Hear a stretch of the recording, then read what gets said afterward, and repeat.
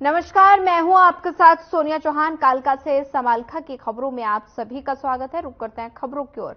मुख्यमंत्री नायब सिंह सैनी ने एक बयान दिया और जिसमें उन्होंने कांग्रेस प्रदेश अध्यक्ष उदय भान के बयान पर पलटवार किया। दरअसल उदय भान ने कहा था कि कांग्रेस से ज्यादा अंदरूनी फूट बीजेपी में है और इसी को लेकर सीएम सैनी ने कहा कि उनका संगठन 24 कैरेट शुद्ध सोने की तरह है और इसी के साथ सीएम ने कहा कि कांग्रेस वाले अपनी चिंता करें।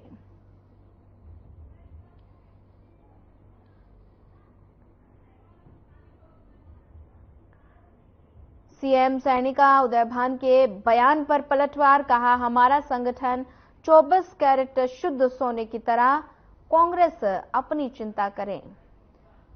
इनके लोग पोस्टर पर भी नहीं लगाते फोटो।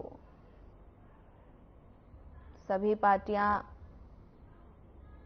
एक दूसरे पर वार पलटवार करती हुई नजर आ रही है। वहीं सीएम सैनी ने उदय भान के बयान पर भी पलटवार किया।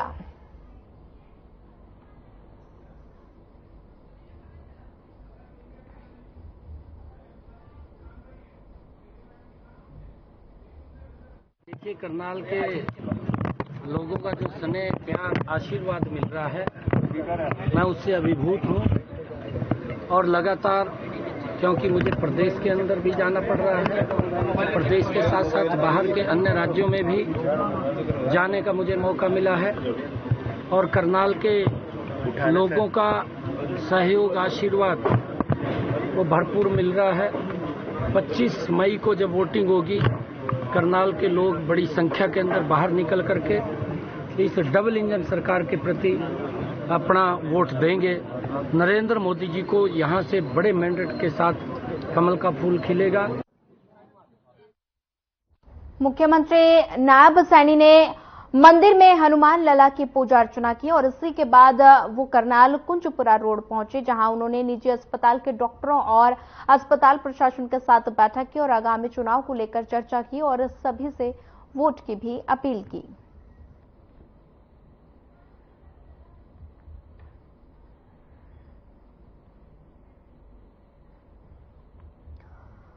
करनाल की तस्वीरें हैं जहां पर अस्पताल के प्रशासन के साथ बैठक की, साथ ही मुख्यमंत्री नायब सैनी ने हनुमान लला के दर्शन किए, पूजा अर्चना की और साथ ही आप देख सकते हैं तस्वीरों में सीएम सैनी ने हनुमान लला के दर्शन किए।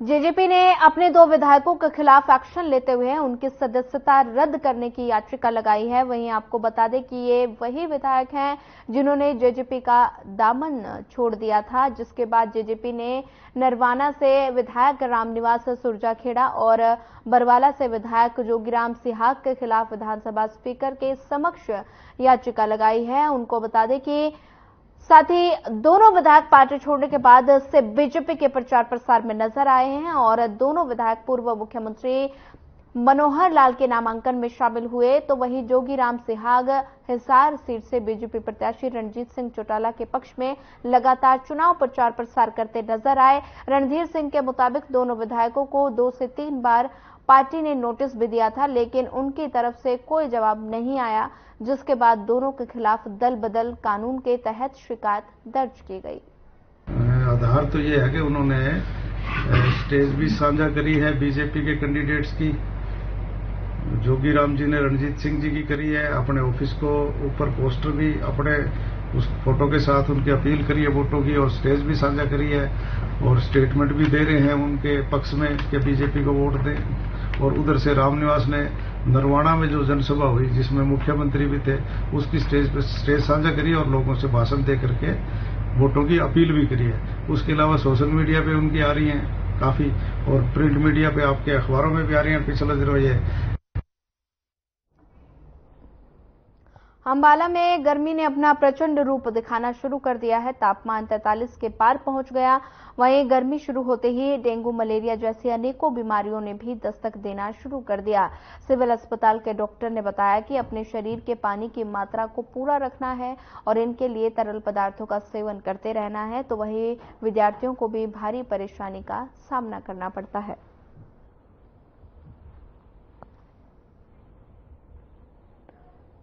अंबाला की तस्वीरें हैं जहां पर बढ़ती गर्मी ने लोगों की टेंशन बढ़ा दी है। अस्पतालों में लगातार मरीजों की संख्या जो है वो बढ़ती जा रही है और काफी संख्या में बुजुर्ग और बच्चे गर्मी का शिकार हो रहे हैं और साथ ही अस्पतालों में लगातार मरीजों की संख्या है वो बढ़ती जा रही है। वहीं गर्मी को लेकर डॉक्टरों ने नसीहत दी है और ज्यादा से ज्यादा मात्रा में तरल पदार्थों का सेवन करने की लोगों से अपील की है। बढ़ते पारे ने बढ़ाई टेंशन। लगातार गर्मी का प्रकोप बढ़ता जा रहा है, जिसे लेकर लोग काफी ज्यादा परेशान नजर आ रहे हैं। तापमान में बढ़ोतरी हो रही है और साथ ही अंबाला की ये तस्वीरें हैं जहां पर 43 डिग्री के पार अंबाला में दिन का जो तापमान है वो नजर आ रहा है और साथ ही लगातार गर्मी की वजह से मरीजों की संख्या में काफी इजाफा हो गया है। मरीज काफी संख्या में नजर आ रहे हैं। आजकल जैसे गर्मी का मौसम चल रहा है और टेम्परेचर 40 प्लस चला गया है, तो इसके बचाव के लिए मैं थोड़े उपाय आपको बताना चाह रहा हूँ।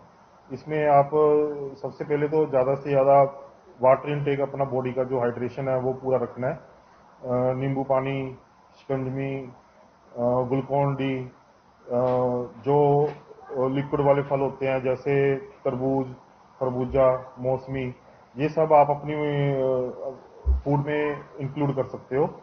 और दूसरा, बिल्कुल सूती कपड़े पहनो जिससे कि गर्मी से बचा जा सके। नाम खुशी है, मैं आर्या गर्ल्स कॉलेज में पढ़ती हूँ। जैसे कि आप लोग जानते हैं आजकल गर्मी बहुत ज़्यादा हो रही है, तो हमें अपने आप को कवर करके घर से बाहर निकलना चाहिए या फिर कोई दुपट्टा वगैरह कैरी करना चाहिए और पानी पीते रहना चाहिए और अपनी स्किन को गर्मी से, धूप से बचा के रखना चाहिए ताकि स्किन खराब ना हो। धूप बहुत ज़्यादा होती है तो कभी कभी पानी ना पीने की वजह से चक्कर आ जाते हैं, तो इसके लिए पीते रहना चाहिए पानी वगैरह ताकि बॉडी में डिहाइड्रेशन ना हो। Name is Sakshi Rothan, I am from BA first year honours. और गर्मी जैसे आजकल बहुत ज़्यादा भीषण पड़ रही है, इससे पशु पक्षियों को भी जैसे उनके लिए पानी रखना चाहिए हमें जगह जगह, और पेड़ पौधे लगाने से भी हमें छाया मिलती है, तो पेड़ पौधों को भी हमें लगाना चाहिए, ग्रीनरी रखनी चाहिए और ज़्यादा से ज़्यादा पानी पीना चाहिए। जहाँ बाहर निकले तो अपने फेस को कवर करके रखना चाहिए हमें ताकि गर्मी से हमें प्रोटेक्शन मिले। ज़्यादा से ज़्यादा पानी पीना चाहिए, तरल पदार्थों का सेवन करना चाहिए।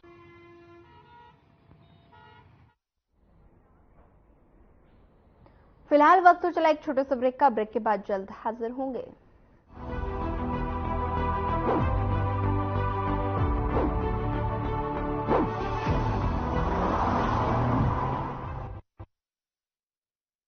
हमारे जमाने में बेटी जन्मे तो मातम होता था, पर हमारे समय तो हरियाणा में बेटी बचाने वाला है, उसे पढ़ाने वाला है, उसकी दिन रात रक्षा करने वाला है और तो और उसका ब्याह करवाने वाला तक बैठा है। नसीब वाली हो सब, तुम्हें वोट के बदले मोदी मिला।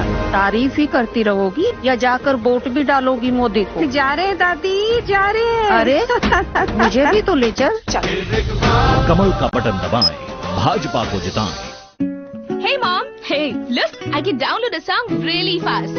I can make dosas faster. Must be joking. Bus, 3 easy steps. Mix with water, spread batter, fry. गाना डाउनलोड हुआ? नहीं, पर तब तक मैं इडली बनाती हूँ। हमने बनाया किड्स से। भारत को विश्व की तीसरी सबसे बड़ी आर्थिक शक्ति बनाएंगे, ये है मोदी की गारंटी।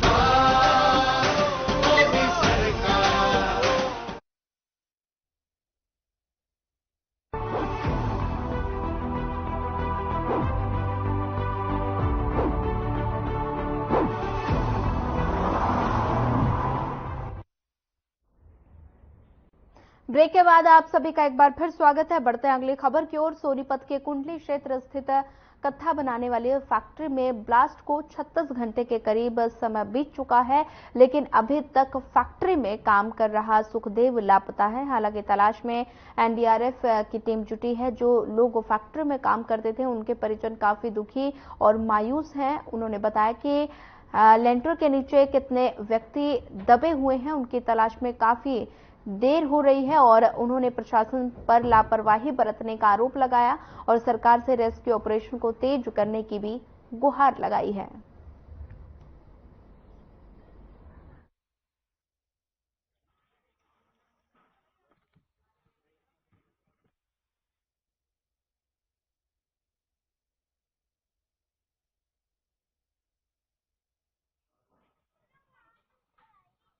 आना ये चाहते हैं कि 36 घंटा हो गया। 36 घंटा में यहाँ सोनीपत प्रशासन की इतना लापरवाही है कि कोई कार्रवाई ना हो रही है कि लाश इसमें कितने आदमी दबे हैं, 2 दबे हैं कि 4 दबे हैं कि 6 दबे हैं, कोई पता ना चल रहा है। सरकार की बहुत बड़ी कमी है।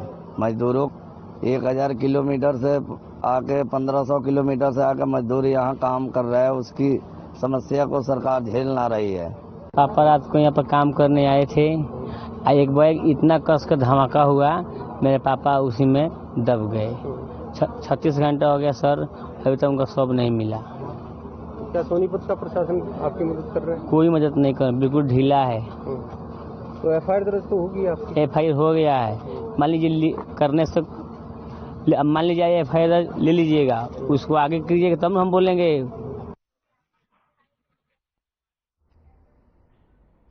सोनीपत में कत्था बनाने वाली फैक्ट्री में बॉयलर फट गया और हादसे में 3 लोगों की मौत हो गई। एनडीआरएफ की टीम ने एक व्यक्ति की डेड बॉडी को मलबे के नीचे से निकालकर सिविल अस्पताल में पोस्टमार्टम के लिए भेज दिया है और मृतकों के परिजनों का रो रो कर बुरा हाल है।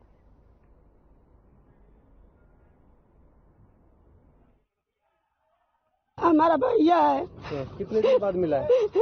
3 दिन के बाद मिला है। क्या हालात है? कैसे? वो तो बहुत सड़ गया, उसी में जल गया पूरा। क्या मांग करते हैं? उसका छोटा छोटा बच्चा है, उसको तो कोई डिसीजन निकालना चाहिए। इतना मालिक हो अपना। यहाँ ये ऑपरेशन लगभग 20 घंटे के लगभग चला, जैसे स्टार्ट हुआ था और आज समाप्त हुआ है। इस डेड जो विक्टिम था उसको सर्च करने में, जैसा कि आप देख पा रहे हैं, जो बिल्डिंग है वो सारी कोलैप्स हो गई थी। बड़ी मुश्किल से एक रूट आज देखा गया, वहाँ से ट्राई की गई तो फॉर्चुनेटली हमारा लक लगा लो, वहीं हमें डेब्रिज के अंदर दिखाई दिया, इसको ट्रेस हुआ तो हम इस डेड बॉडी को निकाला। बॉडी निकाली गई है जिसको पोस्टमार्टम के लिए जीएच सोनीपत भेजा जा रहा है। अभी तक कोई पहचान? ये अभी तक कोई शनाख्त नहीं हुई है। शनाख्त जैसे ही होगी आपको बता दिया जाएगा। परिजनों से बातचीत हुई? परिजनों से बात करेंगे अभी। एक बार पहले इसको वहाँ पहुँचवा दें डेड हाउस में पोस्टमार्टम के लिए, उसके बाद जो भी कार्रवाई होगी वो बता देंगे।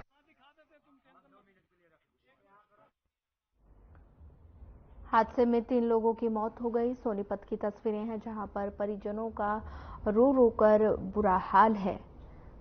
फैक्ट्री में बॉयलर फटने से ये हादसा हुआ। हादसे में 3 लोगों की मौत हो गई और साथ ही एनडीआरएफ की टीम ने रेस्क्यू ऑपरेशन चलाकर एक शख्स को बाहर निकाला और उसे पोस्टमार्टम के लिए अस्पताल भेज दिया गया।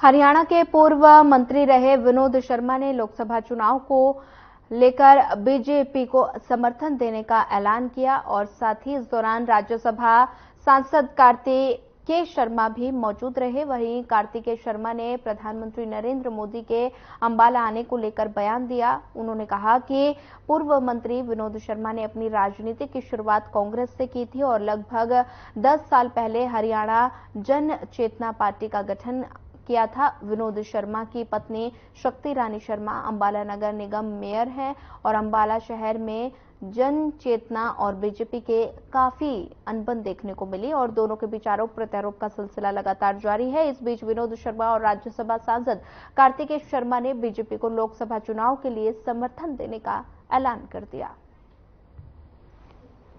वर्कर्स के साथ मीटिंग ली थी जन चेतना पार्टी हरियाणा की।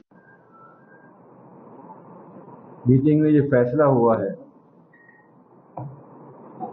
कि पार्लियामेंट के चुनाव में माननीय प्रधानमंत्री नरेंद्र मोदी जी के पिछले 10 साल के कार्यकाल को देखते हुए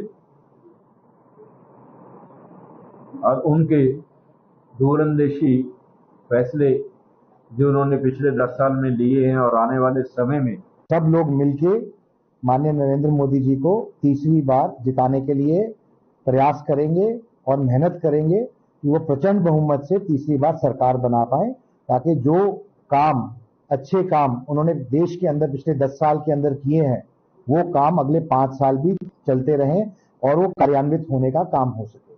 जितनी भी नीतियां हैं, स्कीम्स हैं जिनसे लोगों को फायदा मिल रहा है, चाहे वो आयुष्मान कार्ड हो, चाहे अनेकों स्कीमें हैं, उन सब का फायदा लोगों को मिलता रहे और भारत को एक अलग संज्ञा दिलाने का काम किया है।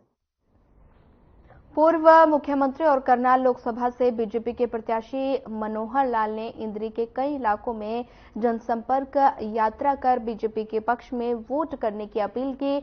सबसे पहले पूर्व सीएम मनोहर लाल समोरा गांव पहुंचे, जहां उनका जोरदार स्वागत किया गया। इस मौके पर पूर्व मुख्यमंत्री मनोहर लाल ने उपस्थित गांव वासियों को संबोधित करते हुए कहा कि 25 मई को होने वाले लोकसभा के चुनाव में बीजेपी पूर्ण बहुमत से जीत हासिल करेगी। साथ ही उन्होंने कहा कि प्रधानमंत्री नरेंद्र मोदी ने देश में विकास कार्यों की गंगा बहाई, जिससे आज देश विश्व के अग्रणी देशों की पंक्ति में आ गया है।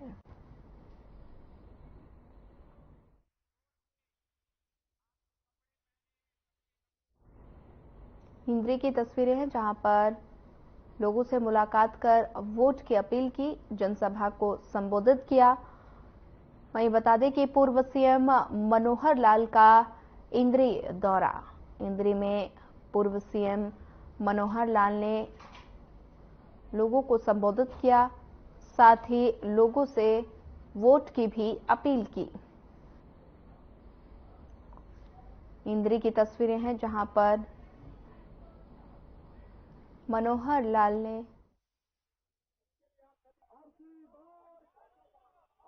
चुनाव हो चुके, 4 चरण हो चुके हैं, 3 चरण बाकी बचे हैं। अपना चुनाव 6ठे चरण का 25 मई को है। 3 बचे 7 चरण। इन 7 दिनों में ज्यादा से ज्यादा लोगों के दर्शन कर सको, उनको अपील कर सको, इसलिए इस एक वाहनों की रथ यात्रा का एक सहयोग लिया है।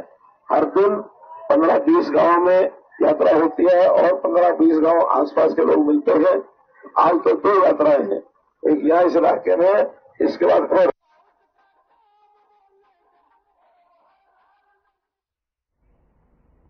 चलिए फिलहाल वक्त तो चला एक छोटे से ब्रेक का। ब्रेक के बाद जल्द हाजिर होंगे।